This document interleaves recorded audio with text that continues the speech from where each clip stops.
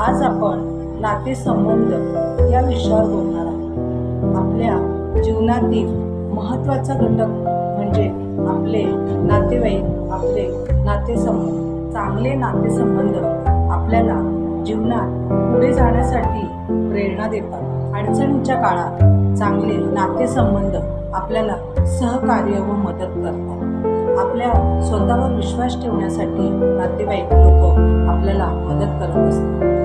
सकारात्मक असलेले नातेवाईक आपल्याला आयुष्यात पुढे जाण्यासाठी नेहमीच मदत करत असतात। आता हे झाले चांगले नातेवाईक कसे आहेत याबद्दल। मात्र नातेसंबंधांमध्ये विश्वास आणि प्रेम नसेल तर असे संबंध जास्त काळ टिकू शकत नाही। नातेसंबंधाचा महत्त्वाचा पासवर्ड असतो तो विश्वास, आणि कुठल्याही नात्यामध्ये जर विश्वासच नसेल तर ते नातं कधीच टक धरू शकत नाही। म्हणून नात्यांमध्ये महत्त्वाचा असतो तो विश्वास। आज मात्र नात्यांमध्ये एकमेकांवरचा विश्वासच निघून गेला। एकमेकांना साथ देणं या गोष्टी तर लांबच राहिल्या, पण आपल्याला टीका कशा करता येते यावरच आज सगळ्यांचा जास्त भर असतो।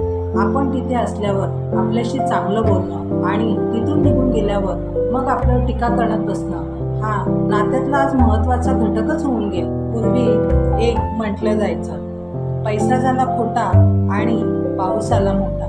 आज मात्र परिस्थिती बदलली आहे। ज्याच्याकडे पैसा जास्ती त्याला नातेवाईकांचा नाही तोटा, अशा पद्धतीची आजची परिस्थिती। आयुष्यामध्ये नाती खूप मिळते, पण जीव लावणारं नातं एखादंच असू शकते। दुसऱ्याला आनंदी बघणं हे निरोगी नात्याचं एक लक्षण आहे। मात्र आता हेच निघून गेलं। आज एकमेकांवर चढाओढ कशी करता येईल हेच जास्ती महत्त्वाचं वाटू लागलं। नाती जोडली पाहिजेत हे जरी महत्त्वाचं असलं तरी ज्यांना नात्याची किंमत नाही ती नाती तोडताही आली पाहिजे। नात्यांमध्ये तुम्ही एखाद्याची मदत केली नाही तर मग तुमच्यावर टीका झालीच समजा, मग ती कोणत्याही पद्धतीची असू शकते। जर आपल्या मागे आपली निंदा किंवा टीका होत असेल तर त्याकडे लक्ष द्यायचं नसतं, कारण टीका किंवा निंदा या दोनच गोष्टीमुळे होऊ शकतात। एक तर आपण त्या लोकांकडे लक्ष देत नाही किंवा त्यांना आपण विचारत नाही, भाव देत नाही। या दोन गोष्टींमुळे आपली टीका आणि निंदा नेहमीच होतात। आज नातेसंबंधांमध्ये संवादच निघून गेला, त्यामुळे कोणी जर कोणाविषयी काही सांगितलं तर त्या गोष्टीवर लगेच विश्वास ठेवला जातो। ती गोष्ट बरोबर आहे की चूक आहे याची शहानिशा न करता त्या माणसाला नावं ठेवली जातात। आज मात्र नातेसंबंधातील संवादच निघून गेलाय।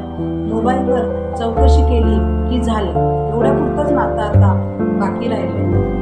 नातं जपण्यासाठी मात्र दोन्ही बाजूनी प्रयत्न झाला पाहिजे। जर एकाच बाजूनी प्रयत्न होत असेल तर ते नातं कधीच पूर्ण होऊ शकत नाही।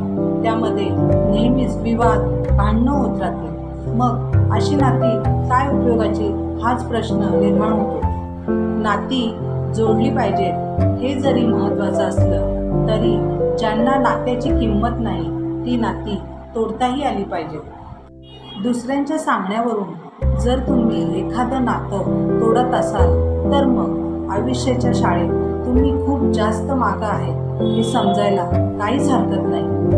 कोणतेही नाते वाईट नसते, फक्त आपले विचार पटायला लागले नाही की ते नातं वाईट होऊन जातं। माणूस उंचावरून पडला तर उठून उभा राहू शकतो, पण नात्यांच्या नजरेतून पडला तर तो लवकर उठू शकत नाही। मात्र नात्यापेक्षा पैसा खूप मोठा झाला। ज्याच्याकडे पैसा नाही त्या नात्यालाही किंमत नाही, अशा प्रकारची आजची परिस्थिती आहे। तुम्हाला या चॅनलवरचे विषय आवडत असतील तर चॅनलला लाईक करा, शेअर करा, सबस्क्राईब करा।